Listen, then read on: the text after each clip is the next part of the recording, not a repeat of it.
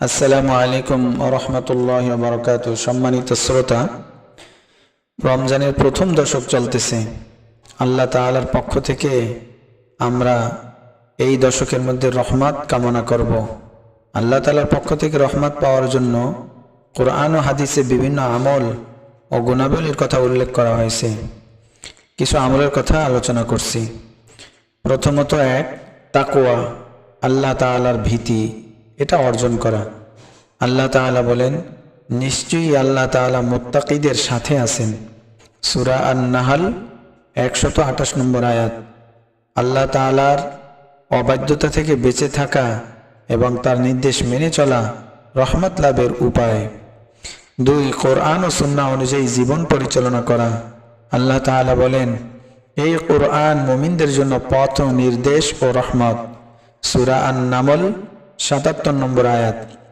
কোরআনের শিক্ষা মেনে চললে আল্লাহ তাআলার রহমত বর্ষিত হবে। 3, নামাজ কায়েম করা।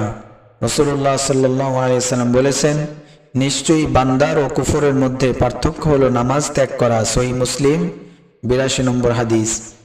5 ওয়াক্ত নামাজ আদায় করলে আল্লাহ তাআলার রহমত লাভের অন্যতম উপায়। 5 ওয়াক্ত সালাত আদায় করা আল্লাহ তাআলার রহমত লাভের অন্যতম উপায়। 4, বেশি বেশি ইস্তেগফার বা ক্ষমা প্রার্থনা করা। আল্লাহ তাআলা বলেন, আর তুমি তোমার প্রতিপালকের কাছে ক্ষমা প্রার্থনা করো, নিশ্চয়ই তিনি অত্যন্ত ক্ষমাশীল। সূরা নূহ 10 নম্বর আয়াত। গুনাহ থেকে মুক্তি পেতে এবং রহমত লাভ করতে ইস্তেগফার করা জরুরি। 5, দরুদ শরীফ পড়া। রাসূলুল্লাহ সাল্লাল্লাহু আলাইহি ওয়াসাল্লাম বলেছেন, যে ব্যক্তি আমার প্রতি একবার দরুদ পড়বে আল্লাহ তাআলা তাকে 10 বার রহমত প্রদান করবেন। সহিহ মুসলিম। তাই বেশি বেশি দরুদ পড়লে আল্লাহ তাআলার রহমত লাভ করা যায়। 6, দান সদকা করা। রাসূলুল্লাহ সাল্লাল্লাহু আলাইহি ওয়াসাল্লাম বলেন, নিশ্চয়ই দান সদকা গুনাহকে মিটিয়ে দেয়, যেমন পানি আগুনকে নিভিয়ে দেয়। তিরমিজি শরীফ 604 নম্বর হাদিস। গরিব দুঃখীদের সাহায্য করলে আল্লাহ তাআলার রহমত লাভ করা যায়। 7, আত্মীয়তার সম্পর্ক বজায় রাখা। রাসূলুল্লাহ সাল্লাল্লাহু আলাইহি ওয়াসাল্লাম বলেছেন, যে আত্মীয়তার সম্পর্ক বজায় রাখবে আল্লাহ তাআলা তার প্রতি রহমত করবেন। সহিহ বুখারী। তাই আত্মীয় স্বজনের প্রতি সদয় হলে আল্লাহ তাআলার রহমত লাভ হয়।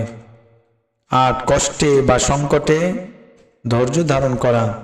আল্লাহ তাআলা বলেন, নিশ্চয়ই আল্লাহ তাআলা ধৈর্যশীলদের সাথে আছেন। সূরা আল বাকারা 153 নম্বর আয়াত। বিপদে ধৈর্য ধারণ করলে আল্লাহ তাআলার রহমত ও সাহায্য পাওয়া যায়।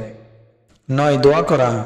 আল্লাহ তাআলা বলেন, তোমরা আমাকে ডাকো, আমি তোমাদের ডাকে সাড়া দিব। সূরা গাফির 60 নম্বর আয়াত। তাই আল্লাহ তাআলার কাছে দোয়া করলে তিনি রহমত বর্ষণ করেন।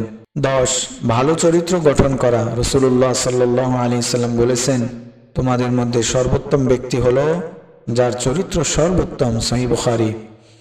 উত্তম আখলাক বা চরিত্রের মাধ্যমে আল্লাহ তাআলার রহমত পাওয়া যায়।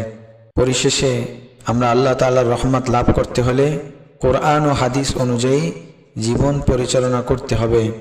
নামাজ, দোয়া ও ইবাদতে যত্নশীল হতে হবে এবং ভালো কাজের প্রতি আগ্রহী হতে হবে।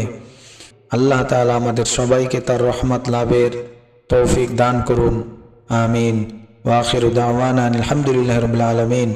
আসসালামু আলাইকুম ওয়া রাহমাতুল্লাহি ওয়া বারাকাতুহু।